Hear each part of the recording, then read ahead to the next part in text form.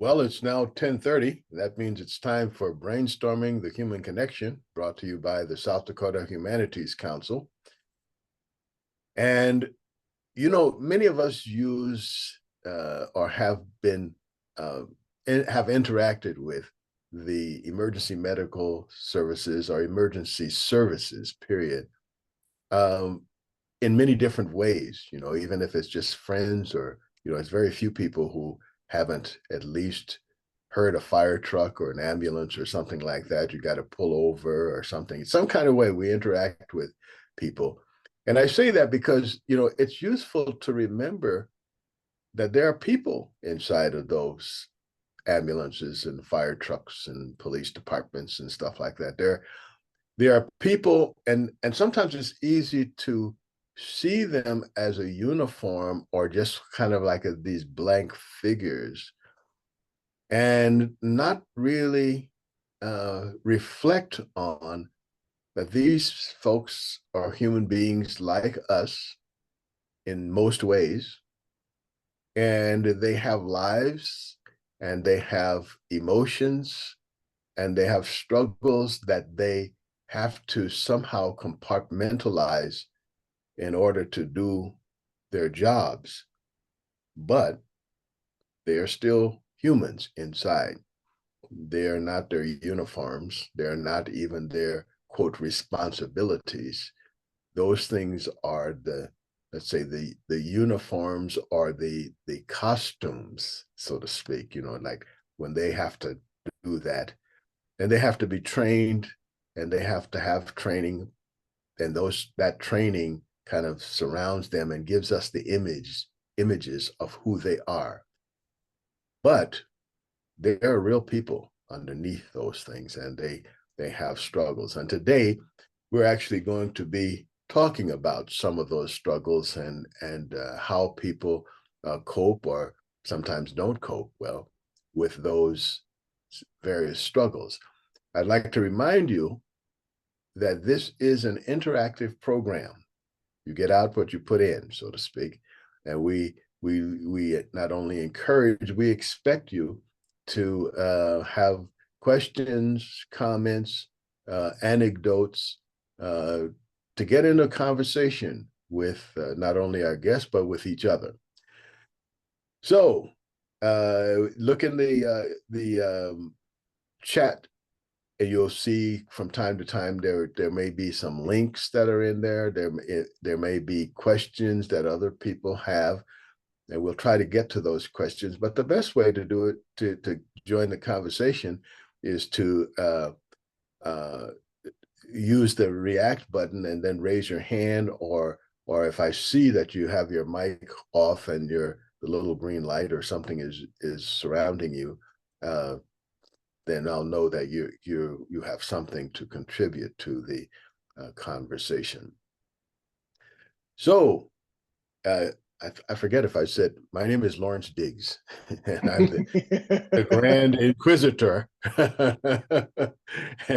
and my guest today is Jeremy Norton, and Jeremy has a background in emergency services, and he's going to be talking to us today about the trauma aspect of emergency services vis-a-vis the people who bring you those services.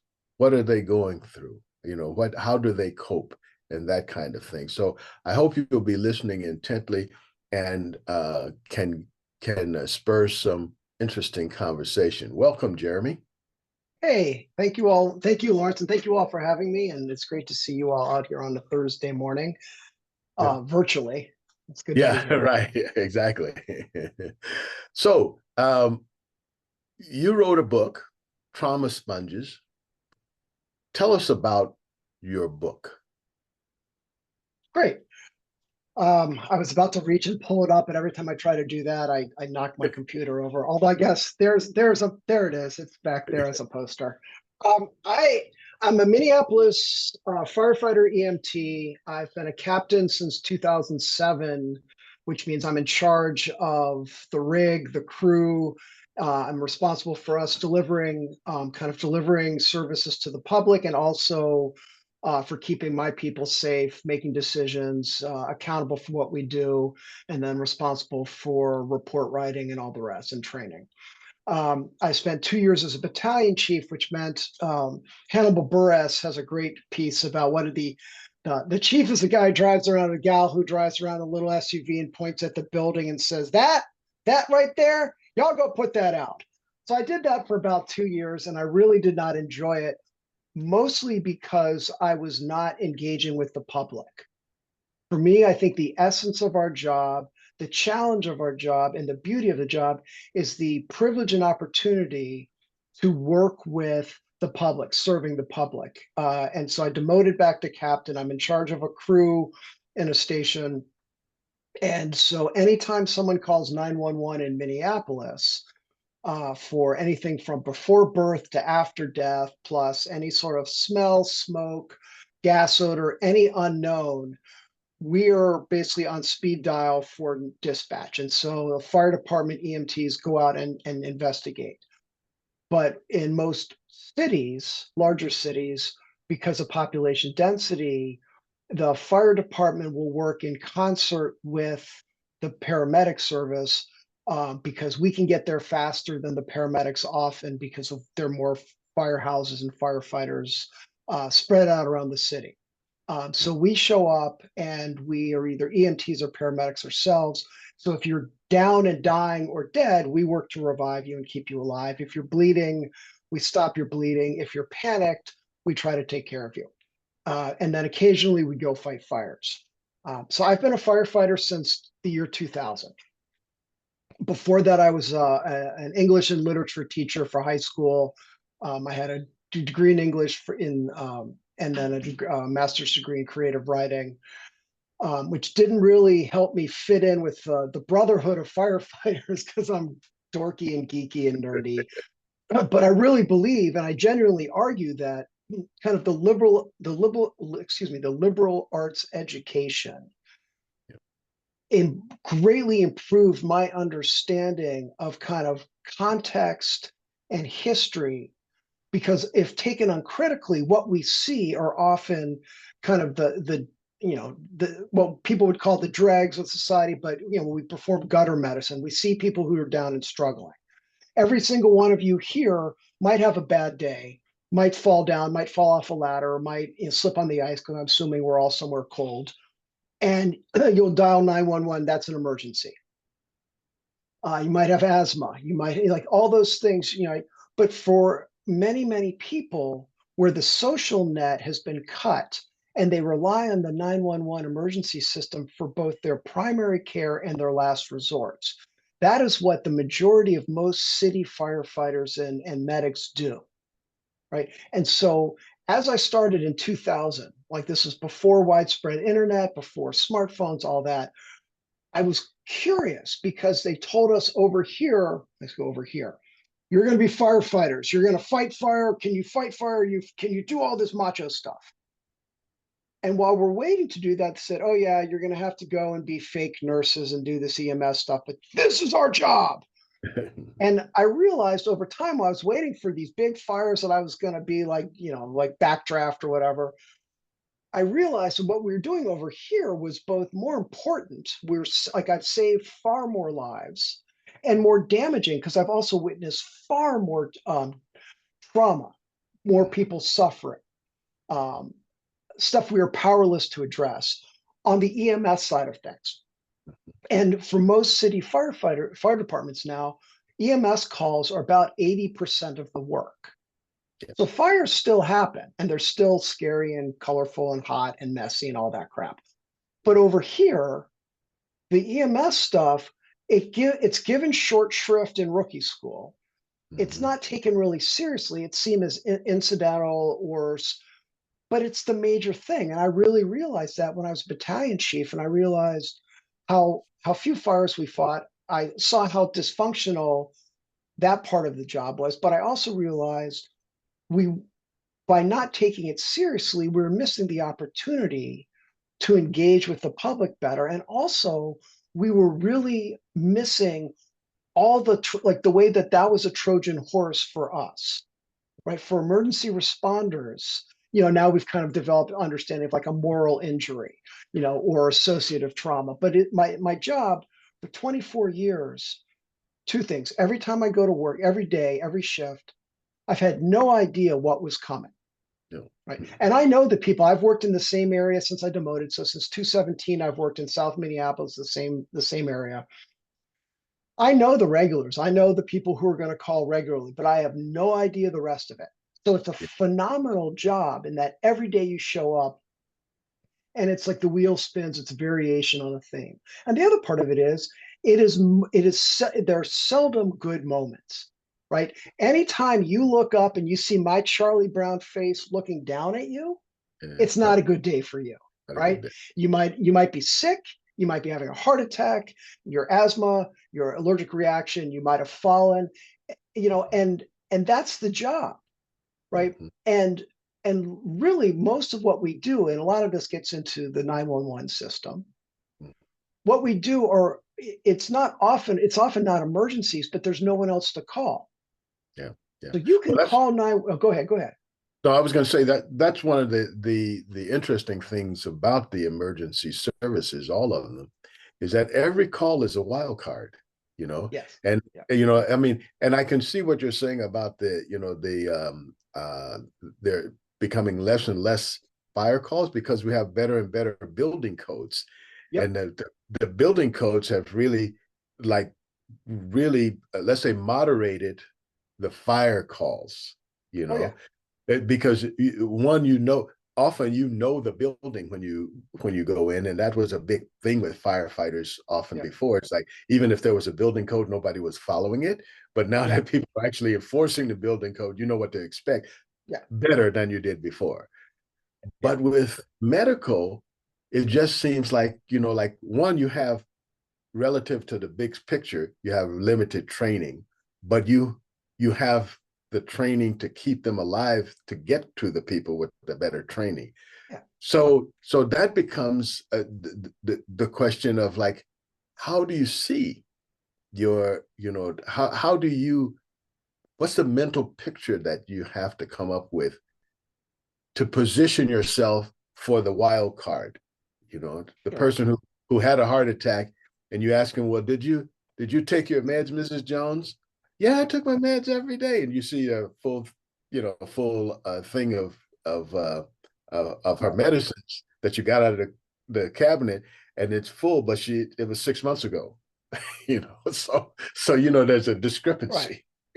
Well, So and yeah, go ahead. how I'm do you, sorry. how do you what's the mental picture that you have to kind of develop, the framework that you develop to handle those kind of wild cards? Well, and I think part of it is it really shouldn't be a wild card if it's our everyday call, right? So Mm-hmm. that and that's one of the things I argue is Mm-hmm. that in the book and in my public speaking, is that we should not be surprised Mm-hmm. at the majority of what we find, right? Sure. So that the people who have to choose between feeding their children or taking their meds feed their children, I hope, but Mm-hmm. then they have adverse effects from being off their meds. When we walk into an apartment or a house or an encampment, any of it, we will find people who they're presenting consistent with someone who's off their meds. So we shouldn't be surprised that that's what we find. And to connect that to the original question, when I was a rookie in 2000, because I'm curious, because I'm oppositional defiant, I started asking questions. I started trying to make sense of what we're doing and why. Mm-hmm. And I started writing down and I started making notes. And in part, I was trying to explain to all of you, whoever you are, everyone I meet who don't, like, as you said, Lawrence, kindly at the beginning, people think, oh, I know the firefighters because my kid set the burnt the food on the stove, or my dog got stuck in a tree or whatever, right? And we have a huge Q rating, like the trash collectors and firefighters are the two most popular civil city organizations.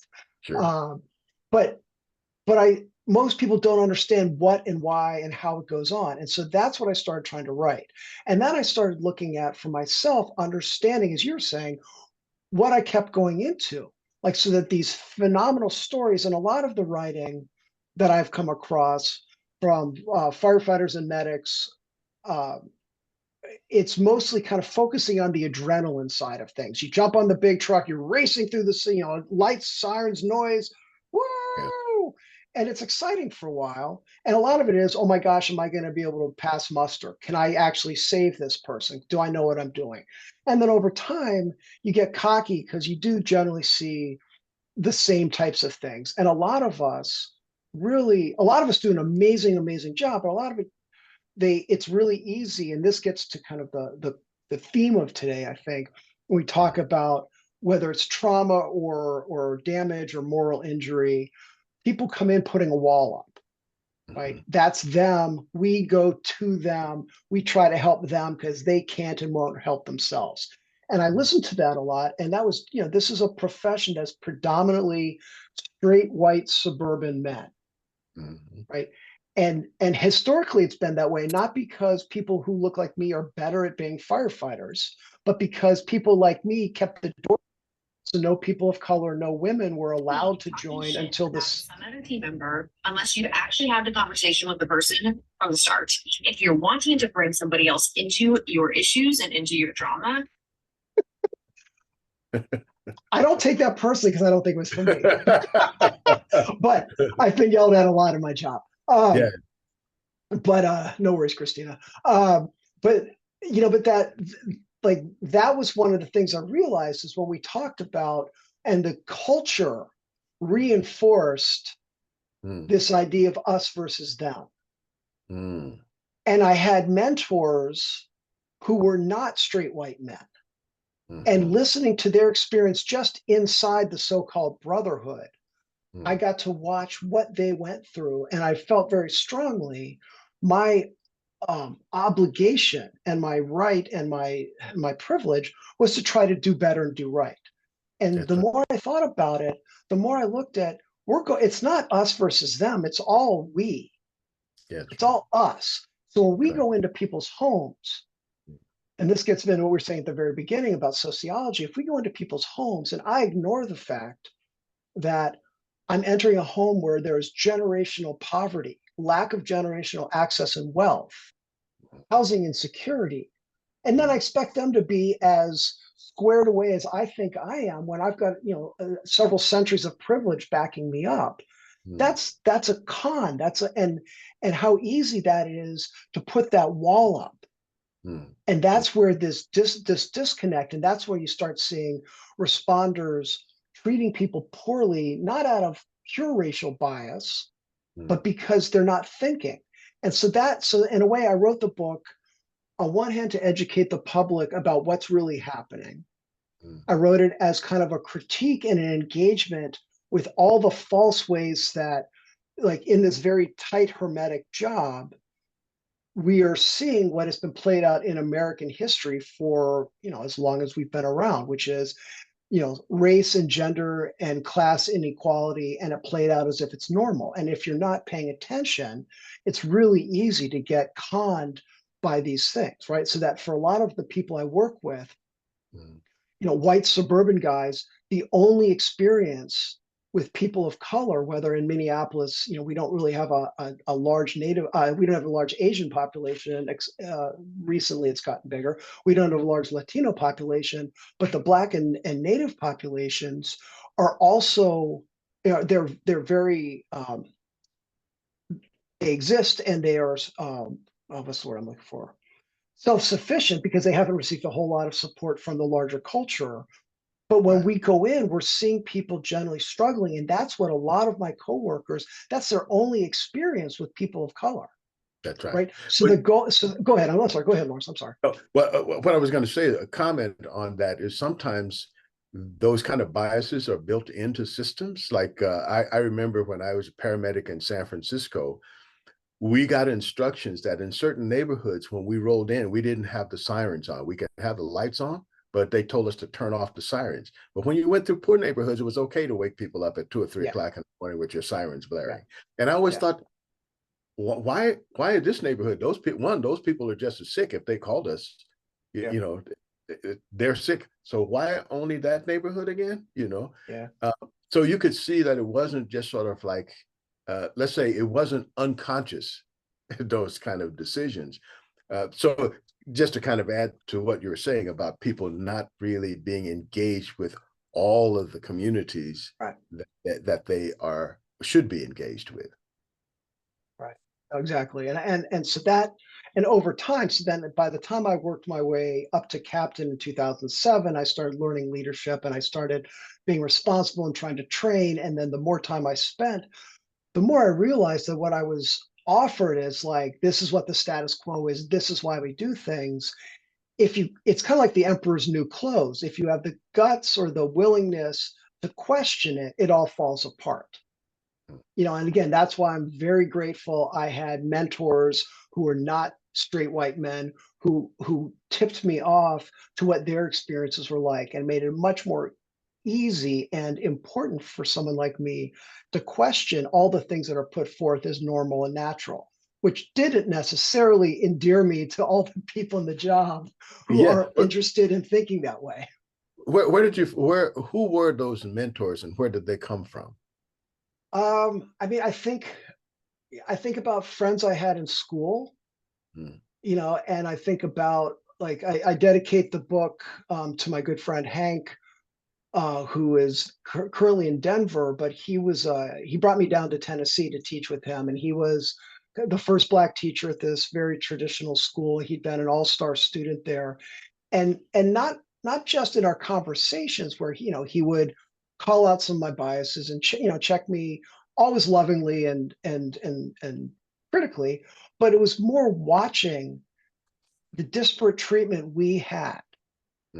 Because and so same thing with having a lot of women as friends, watching all the ways that chauvinism and bias worked against them, right? So all that, and then I started reading to educate myself, and I'm a nerd and I've read a whole lot, and I see it played out. And so trying to give examples to people who aren't interested, like the soft sell doesn't work because a lot of people who are in power don't want to get off the platform, which is actually other people's backs that they're standing on to have a better view. So I am more brusque, I am more pointed because I don't think being gentle with people who are that comfortable helps, because it's not in their best interest. Like they have no interest in really giving up power. And I think we were saying right before this that we came on the air, 2020 brought that up for a lot of white folks who had comfortably not had to think about all the stuff that was shaping American inequality, right? And things are happening every day.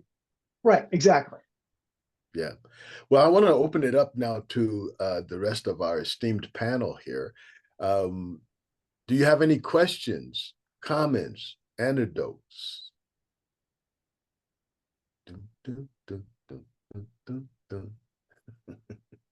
There's a great question in the chat from Trish. Okay, go ahead. And I think Stacy and Tara both have questions too, but from Trish, she asked, can you tell us more about how your squad deals effectively with the secondhand trauma they're experiencing from day to day? And she mentions, my uncle was a Minneapolis EMT, and I feel that others' trauma was too much for him. He didn't deal well with the demons, and sadly, he spiraled into addiction, which led to his own death. Tough stuff. Trish, is that Clarence Matson? Or you can answer or not, but that's a great question. I think one of the things, Barry, one of the things that I'm writing about, and the back half of the book shifts into, in a way, I'm trying to dramatize the problem, the challenge, that there is no good way to address this, right? There's no easy way to say, all right, Jeremy, you three have done this, take tomorrow off. And we get days off, but somebody has to do it, right? And so a lot of my argument is trying to break through a lot of the posturing and the disconnect, because I think that's where people put the walls up, and that erodes them. I think it really does. I think it causes the moral injury. I also don't know how to explain how to do it any ways other than I do it, right? And I don't know that what works for me would work for other people. Although I also think, like, I don't drink, I don't smoke, I exercise, I try to eat healthy, I get out of the woods a lot, I'm quiet, I'm reflective, I have a good connections with the people in my life, and then I write about it, right? All those things help me kind of dissipate the tension. And I have to say, I feel really congruent with who I am and the work we do. And I think, and I think this is something that I threw in the book kind of right towards the end of editing, but it's become more clear as I've traveled and been fortunate to travel and speak to people about it. You know, if you think about, I'm going to talk about emergency response right now, but we can apply it. I'll apply it after I get done. You think about firefighters, you think about police officers, you think about paramedics. So the big three of emergency response. They all come into it wanting to help people in some form. You know, whether it's to do cool pre-hospital stuff, to fight fire, to fight crime. And they're trained, and everything in their training is, are you going to be able to be tough enough? Can you do this? It's all this adrenalized, generally macho, testosterone-filled challenge. And it builds up, and so people who don't know because they haven't done it always have imposter syndrome. And then rather than being humble about it, so many men put up these walls and they fake it. And then they're so worried about getting caught faking it that, like I say, the ego and insecurity drives so much of emergency response in mostly men, how it works, how we perform. But the thing is, while we're here worrying about these things, over here, what we're doing, whether we're police officers, paramedics, or firefighters, we're dealing with all the social network, all the failures of our system, right? And we don't get training for that. And so I'm a fireman, I'm going to go fight fire, raw. But over here, I'm actually dealing with people who are unhoused, who have drug addictions, who are struggling. And the more I'm in and present with that suffering, it'll break you apart, especially if you're not able to accept it and become, you know, and understand that this is our job and this is our reality. And I think that divide is what is causing so many of the people who struggle, because there's that dissonance between, I think I'm A, but most of my job is spent doing B. And because they have this idea that, oh, we have to be tough and nothing bothers us, because they're posturing, like the hiding behind the badge, essentially. But really, humility, a sense of humor, groundedness, and patience will get us much further. With firefighters, we run the risk of going into buildings and falling through floors because we didn't do a good size up. For police, it means reacting too aggressively and killing civilians. Like, that's the difference. When firefighters overreact, we put ourselves in jeopardy. When police officers overreact, they kill civilians. And so that I say is the root of that. And so when we talk about that, the struggle, I don't know how to solve it because the world keeps spinning. I mean, I have suggestions about, can we improve our social services? Can we improve our 911 system? You know, can we train people better? But really, it's money, and we're in a capitalist society with for-profit hospitals and insurance companies running the game. But I know. Go ahead. I'm sorry. Go ahead. Well, what I was going to say is I can see that it actually costs them more money by not dealing with these. Yes. These, absolutely. especially with emergency service, because you have this high turnover and burnout, and that high turnover and burnout means that your educational cost is going to go up.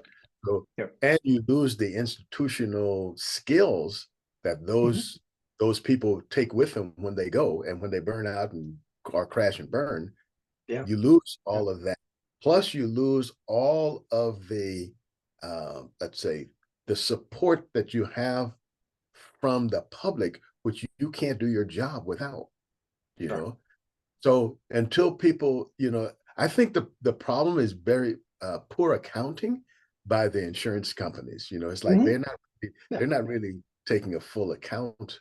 Yeah. Of No, they that. look at the bottom line, and to commit to having enough staffing, to commit to doing those things, that's money they're committing. And if they don't commit, they can just hope that magically tomorrow everyone is going to be healthy, not need meds, and not call 911. And yet again, day after day, they keep calling 911 and the costs soar, but they're not committing to those full-time employees. But I do know that when I started, and I asked, you know, my friend Jen was the woman who got me interested in the job and was a great mentor for me. Right before I actually tried out, I asked her when she was telling me about work one day and something they'd done. I said, "Well, how do you all deal with bad calls?" You know, and she said, "Well, the problem is we never know what's going to upset somebody. Like generally, of course, like you know, a hurt or dead child or dog upsets everyone if you've got a heart. But the rest of it, you know, you don't know, and you don't know what I'm carrying. So when we go see somebody who's, you know, an old auntie who's fallen out, like if that's somebody that reminds me of kin of mine or family of mine, that may hit me harder than someone who doesn't, right? But she said, and really no one cares. And so in the 90s into the early 2000s, the stoic machismo was kind of was how things went. But that's meant people went home, and it's kind of to Trisha's point, like then they suffered quietly, silently. They dissolved their relationships. They were socially isolated. They turned to drinking and drugs and bad living, and it cost them. And that is not an essential part of our job. It is a maladaptive coping mechanism. Now we're doing a better job addressing it, but we don't have any solutions still. And the culture is still wrapped up. So we'll give lip service to, hey, let's take care of ourselves. Yeah. But no one, you know, but there's still, and you know, like I don't, like again, I don't drink, I don't smoke. So for me, I look at the people this day and age, 2024, who are still going out after shift and getting loaded at 9 in the morning. And I'm like, dude, that is so tired. And it So, doesn't make you cool. Like if, you know, but so there's no way in which humans are humans, and we go to see humans being human all the time. So I can't be surprised when the people I work with take off their, you know, their blue poly cotton uniforms and go out and act like humans too. well, we don't, you know, as a culture, as you're pointing out, as a culture, we don't have coping mechanisms. So often we even need our families to help us Right. cope.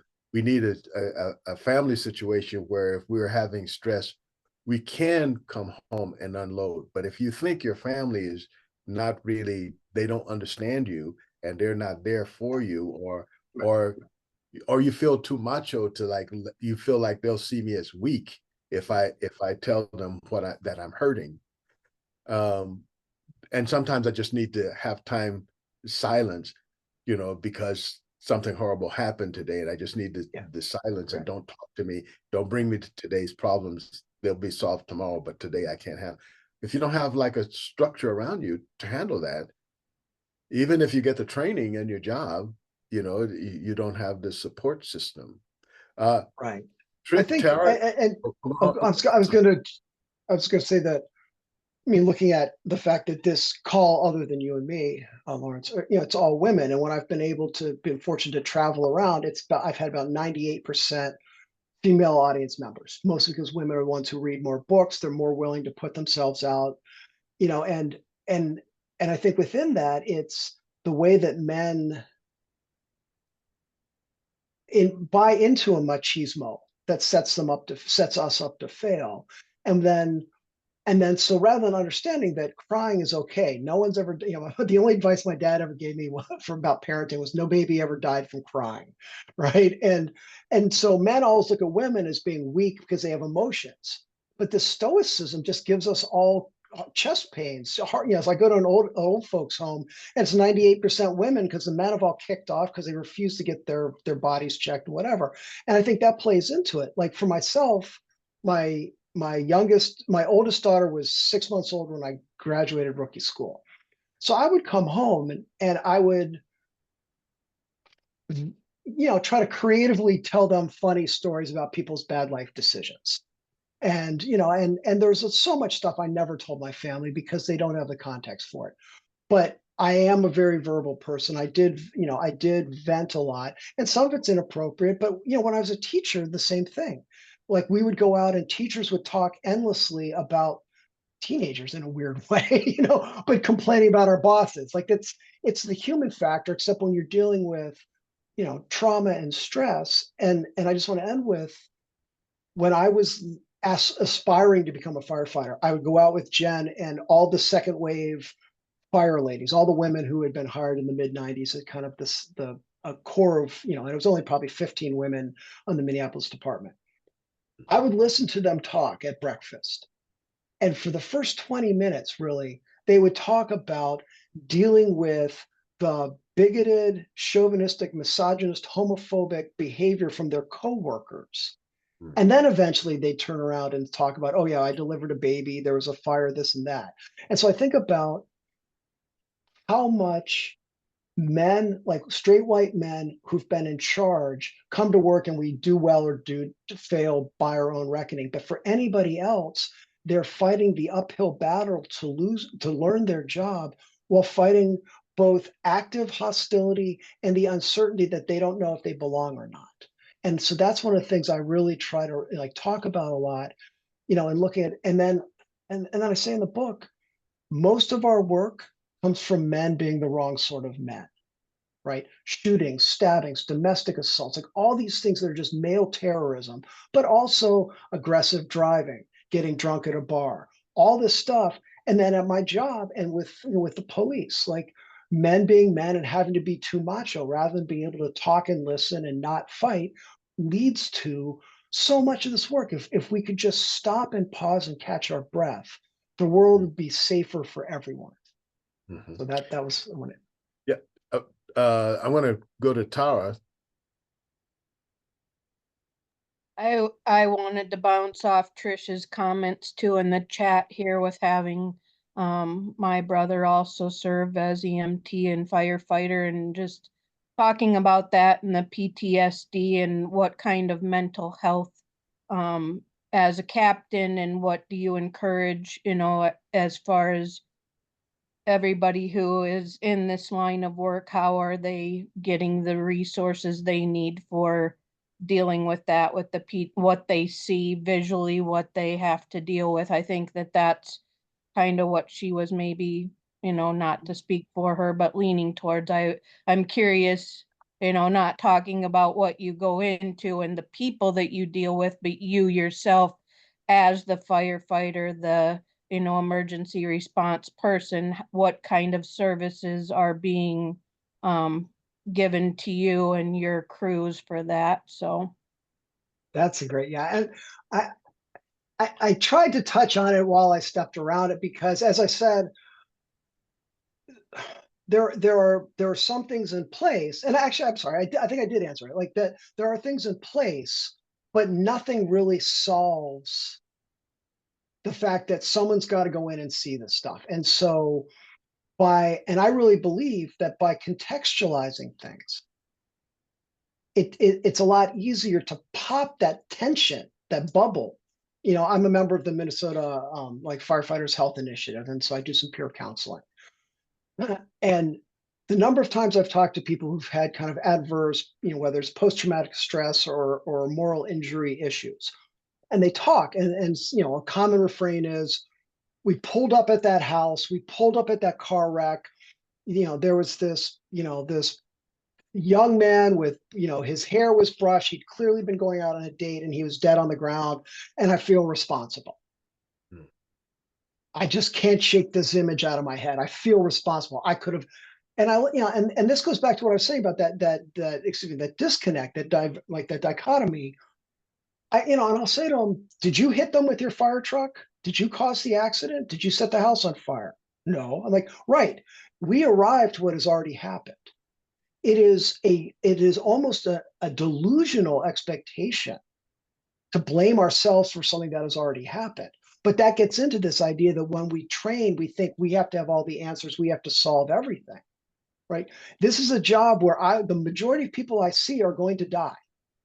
Not because I'm a killer or I'm bad at my job, but just because we see people who are in crisis, right? Well, and so, go ahead. But I was going to say, that brings me to like my personal training in that is like there are a few things I think of right off the top of my head that helped us cope. One is that we were required in training to spend a lot of hours in the nursing homes taking care of people as nurses' aides. And the guy who designed that training, he said, I want you to see what happens if you get it wrong. And the other thing that was constantly drilled into us, if people heard you say things like, well, let's go save a life, and somebody would stop you and say, you never save a life. Everybody's going to die. You might prolong it, but you're just Yeah. doing your job. You take no Yeah. credit and no blame. But you Yeah. learn your job and you learn what you're supposed to do, and you do it the best you can, and you get them to the people who actually do more work than you're going to do on the field. Yeah. But so we had this constant thing of like taking ourselves out of this God role and putting ourselves back to human beings trying to help other human beings. And that was drilled into us. We even got the coroner had I think once a week we had about 6 months, like 24-hour, it was a 24-hour thing. But for about 6 months, the coroner came in every week to show us all of these pictures and have us analyze, well, what went wrong here? And Sure. That's cool. That's cool. you know what I mean? So we had that. And I think when you have that kind of training and you get used to like seeing the dead bodies and you start to see the things, your adrenaline starts to come down so that when you go into those situations where your adrenaline is pumping, your adrenaline is not pumping. You're seeing it as a very clinical thing. This is a human being, and this artery has been disconnected, and it's spilling blood, and it has to be stopped. It's straight ahead. Yeah. So I think you can't solve everything with training, but I think training is it has some advantages. And Lars, I want to I think get specifically to Trisha's question and Tara's as well. There are so many things that I've experienced that every other one of my coworkers has experienced that are objectively disturbing, right? Like that, there's just no way around it. Yep. Like I try not to dwell on it. We're doing better nowadays if we go on a hard call, taking ourselves out of service and spending a little bit of time just clearing our heads, right? And a lot of with PT is like I think of the worst call I had. It haunted me for a little bit. I talked about it, and it was like the body processed it. And so the first 2 nights, every time I closed my eyes, I was bothered. And then after a week, and not at all, and so that's the healthy processing. So we see a lot and then we understand. But I think towards Lawrence's point, the risk is when we become like when we have that wall up, so we're not looking, it's another body. That's when we start catching up and say, hey, Tara, I haven't seen you forever. What's going on? How you been? Did your kids playing hockey? But we're standing in front of a dead body and the families there are mortified, right? There's that way in which it's such an aberration from how most people exist that finding that way to make, and I argue this like a radical compassion and grace, because I'm fairly cynical, but I believe that the best thing we can do is know that I'm not going to save many people, but I am going to be there and bear witness to them, and often just by being a kind of a warm presence with them that makes their suffering or their fear and their uncertainty diminish. And I try to look at people. I try to give eye contact and connect rather than shutting down. And so, oh, absolutely, there are lots and lots. I mean, but at some point, I don't take personally the horrible stuff. And at the end of the trials for the police officers who killed George Floyd, I was writing up kind of a belated exposure, like traumatic exposure report for my crew, because we didn't have it when George Floyd was killed, and they've kind of introduced it subsequently. And our kind of employee assistant person said, Chair, well, do you need time off or do you need this and that? I was like, taking a couple days off isn't going to solve what gets me. She's like, well, what gets you? I'm like, the system. And I talk about this in my book. It's like, what eats me up is not the dead bodies. It's the fact that the system allows these people to be killed in these ways over and over and over again. And so what gets me, where I feel is not the human factor, it's the systemic factor, and then humans operating blindly within that. And I've understood finally that nothing, that I can't change that. And so when it's too much for me, I'm going to walk away. But until then, I try to do my best with what I've got. And I hope that answers both of your questions, because those are great questions. And I'd like to go to Stacy. You had your hand up for a while. I see the blood's actually drained out. And then Carolyn has, and Carolyn Carolyn has has. hers up too. Yeah, next. Okay, go I ahead, just Stacy. had a question related back to what you talked about a little while ago when you said you read a lot of things, you know, and talked to a lot of people. And I've read, I'm partially through your book now, and I know that you alluded to James Baldwin and The Lie of Whiteness. But what else, what other things could people read that you've read that impacted kind of the way you see things? Well, okay, it's going to be a plug for my book. If you get to the back of the book, and I hope you begin at the end, beginning and get to the end, there's an ample reading list. I was teased initially for the depth of the reading list, but a lot of folks have come back to me and said that the recommended readings is really helpful. So there's a lot. Yeah, it's several pages of Rex. You know, and another thing that's really important is like a lot of times we get information, but without experience, it's like taking the lecture in a lab in a science class, but never doing the labs. You know, it's like you don't really understand it till you do the labs. So, you know, like doing things to bring that what you read alive, I think is really important. It gets back to like the training. If we tell guys stuff all the time, but unless we, you know, like not only they'll have the experiences, but walk them through it again. I noticed that people are using beta blockers now for exactly this same kind of thing, where they, you know, because of this body mind feedback loop, they use beta blockers to like knock out the autonomic response system, and then they can talk through it. And that's what they're using with PTSD and rape victims, you know, to help them to like cognitively process it so their body isn't feeding them all this extra information and bringing back the trauma, really. You know. Yeah, no, that's great. That's great. Yeah. Carolyn, you had something you wanted to say? Yeah, and I didn't have a question so much as I was just going to comment back when people were asking about like what can you do to help yourself kind of get through that trauma. And so I was just going to comment as a wife of a local firefighter, just for people around the area to kind of have an idea. And this is a volunteer fire department, so it's much different than where Jeremy's working in some aspects. But locally, our firefighters, depending on the nature of the call and what they have to see or do or witness or tell people, because they're volunteers, they don't go back to the station together, right? You know, and they don't spend the rest of the day. They don't have somebody to talk to. They go back to work. You know, unfortunately, my husband's had to remove bodies from cars and then go back and supervise employees a half hour later.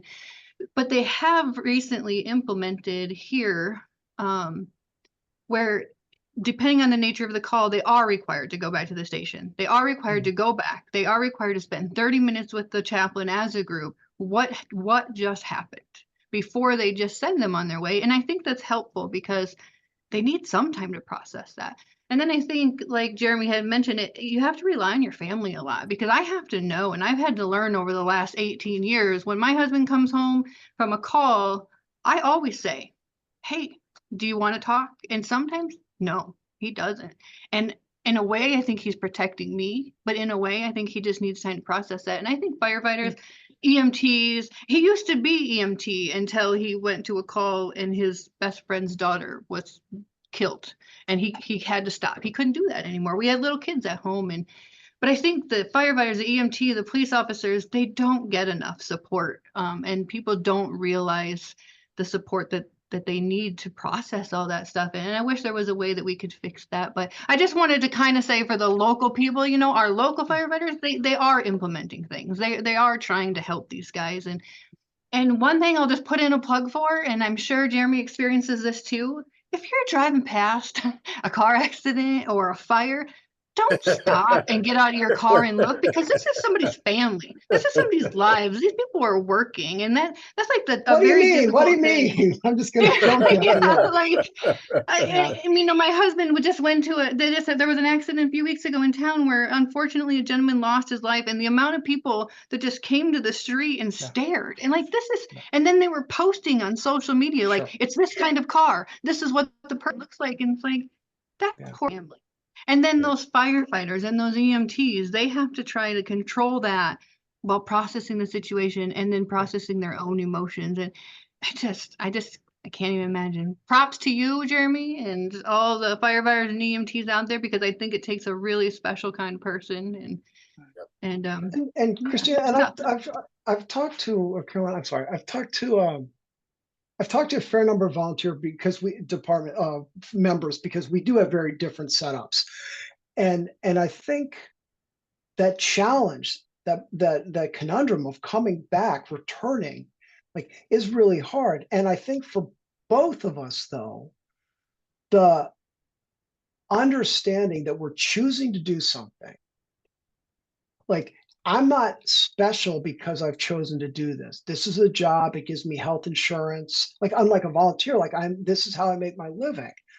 And I've chosen to do it. And I need to figure out a way not to let the thing that I've done ruin me. And I think so many people cling to, grab onto the image of what the job is. And I know a lot of people, both volunteer and full-time, mostly men, who do the job. They're at work. It's a lot of fun, even though it's horrible, because you're riding around a big truck and people wave at you, and whatever, your hero worship, whether it's deserved or not. And then they come home and all the mundane aspects of life get in the way, and then they treat their partner, their spouse, if they are with somebody, it's like, well, I'm off being a hero all day. The least you could do is clean that. It's like, I've been chasing your 3 brats around all day long and cleaning up and cooking and cleaning. Why don't you help out? Because the reality of it is, we're not constantly pulling cats out of trees, right? We have a lot of downtime, but we con ourselves. And I think that is what leads to a lot of the breakdown in relationships, is not recognizing that every hour that I'm out of the house, my family is there doing it on their own. Right. So when I come back in, I do need to adjust. And there were days when I was wicked tired, like my eyes were just bleeding. I was so exhausted from sleep depth. And learning how to do that. And a lot of us, if we don't figure out how to do this, that's where the adverse reactions come. But I think the families suffer, and kind of saying, oh, you need to give them some space. It's like, yes. And then we expect, and they need to be accountable for appropriate behaviors. Like, it's not okay for me to go home, say I had a really bad day, I'm going to go off golfing, and it's 7 days in a row I've done that. That is not honoring my family agreement, my partner agreement, my spouse agreement. And I think that's where the part of it that's a boys' club gets messy. And then when we're so busy patting ourselves on the back for being badasses, we're not willing to ask for help. And so I think there are, and this gets back to what 3 of you have kind of nicely asked, like, there are places, there are systems that we're trying to put in place to help people handle things better now. We're refusing to do so because of simply male cussedness, really. Like, I mean, my good friend is our EAP now, and she'll say, I had a guy calling me on the phone last night, sobbing. He was so afraid to come to work. And I'm like, there's nothing we do that's scary. Like, he just needs to breathe. And but then the next day at a training session, when she was talking about ways that we can self-care and take care of ourselves and all that, he was one of the guys in the back with his hat pulled low, you can't make me think and feel like. And she's like, it was so jarring, because it was that infantile, like, so that emotionally ignorant. And so, yeah, a bunch of emotionally unsophisticated men reinforcing their own macho behaviors is not leading any place good. And then we find ourselves in a crisis, and the steps to try to get better are there. But if we refuse to ask for help or take those steps, we're just going to stay on an island of misery and then claim that it's some heroic sacrifice. And it doesn't have to be. Like, I love But, my job and I can't wait to be done. Go ahead, bud. Go ahead. But I think the turn here is that often men don't know how to do that.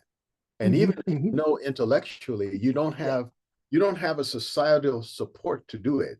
It reminds me of an example a guy gave in one of the many lectures that I went to. He said, it's like men have armor, but if you tell the guy you have to be vulnerable, that makes him suspect, because why would you want me to be vulnerable? From a man's point of view, it's only because you want to hurt me. If you didn't want to hurt me, you wouldn't care if I'm the one who's suffering by not being vulnerable. If I'm in this armor all day, then that's not good for me. But I'm afraid to take off the armor, especially if when I take it off, I see arrows coming at me. Right? If I don't see any arrows, then I can sort of calm down and say, well, maybe I don't need this piece of armor, and slowly take it off. Right. But if I will say this, I'm sorry, go ahead. But if the moment I start to de-armor, I start seeing arrows, then that's counterproductive. So I think at the same time, men have to make changes. Yeah. They won't be able to do it by themselves. I hear that, but I also think, but taking that analogy, I look at my friends who are gun nuts, and I need that, and the people talk about, I need to protect and this, that, and the other. And I'm like, most of us, if we take off our armor, there aren't arrows coming at us. Like, that's my point, is that, like, most of us we're living safe lives. Most of us, like, and that's where the FARTA service used to be. All that macho was like, it was so predatory on weakness and this idea that it made us tough, but really it just made people implode on the inside. Now we've got, everyone complains about the younger generation with TikToks and feelings and pronouns and all the rest. And it's like, these are people who are saying, I'm rejecting what's killing you. And let's figure out, and I say, the thing is, as someone older, and I guess I got gray hair, I'm old enough, like, I should not be rattled when my children challenge me. I should not be rattled when a 22-year-old rookie says, hey, I don't like the way you said that. And I'm like, I need to be the person who understands the world enough to say, all right, let's find a gray area, like, let's find a common ground. And I think, Lawrence, I completely agree with you, but I think this is the problem, that we're telling these guys, look, that armor is rusting from your flop sweat and you're peeing in it. So it's rusting. Outside of here, the rest of us who aren't wearing armor are all safe. None of us are being slaughtered. You are actually rusting in place. Come on out, it's fine. No, because I really like this. Right. And at a certain point, I'm like, and that's, yes, I think there is a degree of emotional intelligence that we could all build on. But I think there's so much out there. And again, like any sort of these like cultural discussions that we're seeing, it's telling that men don't want to be vulnerable to show up, right? Yeah. So that I've been fortunate to do these. I've been talking about different things since 2020, but it's been 99% women, which is great. But men have the same technology, except we're spending on the fantasy effing football. Yeah, but and I think, and all right, anyhow, so go ahead. And you have to go to different men's groups. Unfortunately, those guys who will go to the groups, they're not really the problem. It's the problem is the guys who don't go to the group.